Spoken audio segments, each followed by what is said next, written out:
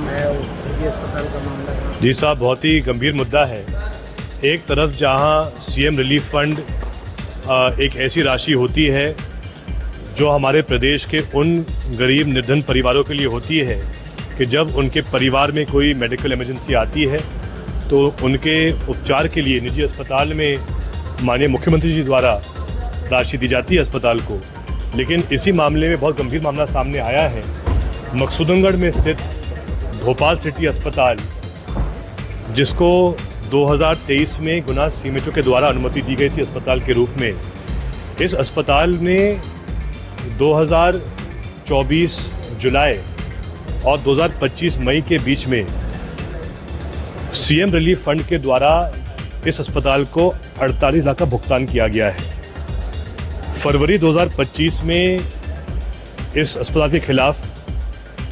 CM help में शिकायत होती है कि ये फर्जी अस्पताल है, यहाँ पे फर्जी केस के आधार पे इसको भुगतान किया गया है। मैंने इस सत्र में और आज मेरा उत्तर था इस विषय को लेकर, और मेरे उत्तर में माननीय मंत्री जी ने उत्तर दिया है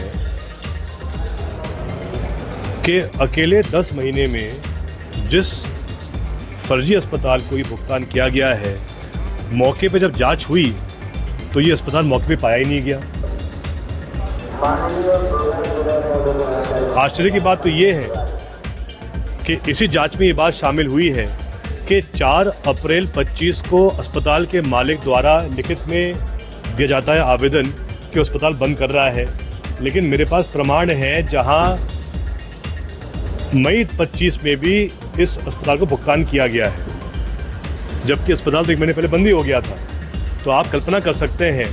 कि हमारे प्रदेश में सीएम रिलीफ फंड, जो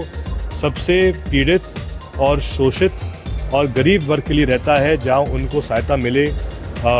इलाज कराने के लिए, उस पैसे का दुरुपयोग किया गया है। और एक प्रकार से जैसे आज से 10-15 साल पहले व्यापक घोटाला हुआ था, जिसमें कि भाजपा सरकार ने उस समय फर्जी डॉक्टर बनाए थे चीटिंग करके, तो अब 10-15 साल बाद आज भाजपा सरकार ने पुनः अन्याय किया है और अब फर्जी डॉक्टर नहीं, फर्जी अस्पताल खोले गए हैं, जिसमें स्वयं सीएम साहब के ऑफिस द्वारा इसमें राशि दी गई है। ये बड़े आश्चर्य की बात है कि इतना बड़ा घोटाला हुआ है। अभी तक जिन लोगों ने ये फर्जी अस्पताल खोला, जिन लोगों ने वो राशि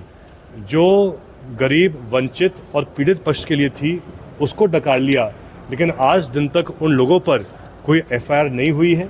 मैं इस संबंध में माननीय मुख्यमंत्री जी को, माननीय स्वास्थ्य मंत्री जी को पत्र लिखूंगा और मैं मांग करूंगा कि जिन लोगों ने ये फर्जी अस्पताल खोला है उन पर 420 की कायमी होनी चाहिए है। जिस पैसों का भुगतान इनको किया गया